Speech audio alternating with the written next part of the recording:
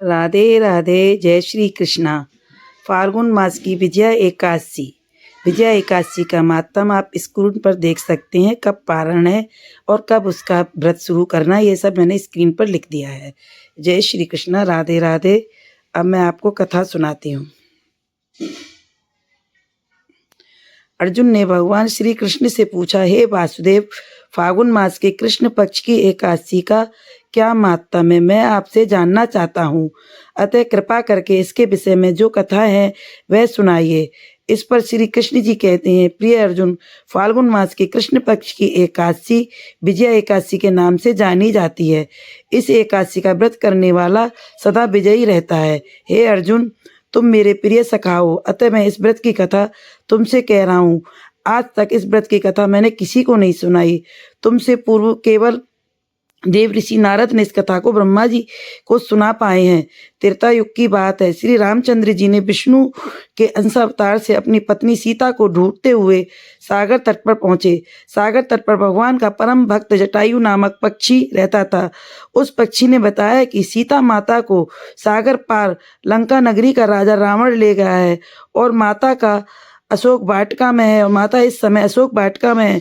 जटायु से सीता का पता जानकर रामचंद्र जी वानर सेना के साथ लंका पर आक्रमण की तैयारी करने लगे, परंतु सागर के जल के जीवों से भरे दुर्गम मार्ग को होकर पहुंचना, लंका पहुंचना इतना आसान नहीं था। भगवान श्री राम अवतार ने मर्यादा पुरुषोत्तम के रूप में दुनिया के समक्ष उदाहरण प्रस्तुत करना चाहते थे।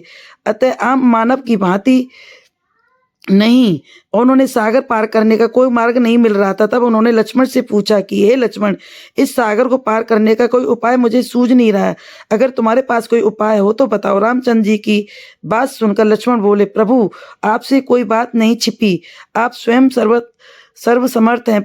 फिर भी मैं कहूँगा कि यहाँ से आधा योजन दूर परम ज्ञानी मुनि निवास करते हैं, हम उनसे इनका हाल पूछना चाहिए।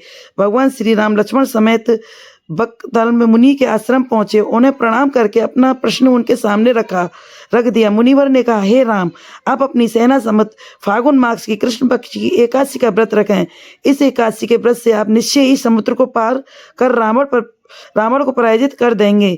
श्री रामचंद्र जी ने उस भक्त विधि की तिथि के अनुसार अपनी सेना को मुनिवर के बताए विधान अनुसार एकादशी के दिन सागर पर चढ़ाई शुरू कर दी और युद्ध हुआ। इस पर रावण मारा गया और रामचंद्र जी ने विजय प्राप्त करी। उसी दिन से एकादशी का व्रत सब लोग रखते हैं। एकादशी के व्रत रखने से जो अपार पुण्य मिलता है वह किसी भी व्रत से नहीं मिलता। राधे राधे, जय श्री कृष्णा, जय श्री श्याम। आपको मेरी एकादशी की विधि कथा कैसी लगी, आप मुझे कमेंट में बताएं। राधे राधे, जय श्री कृष्णा। श्री कृष्ण गोविंद हरे मुरारी, हे नाथ ना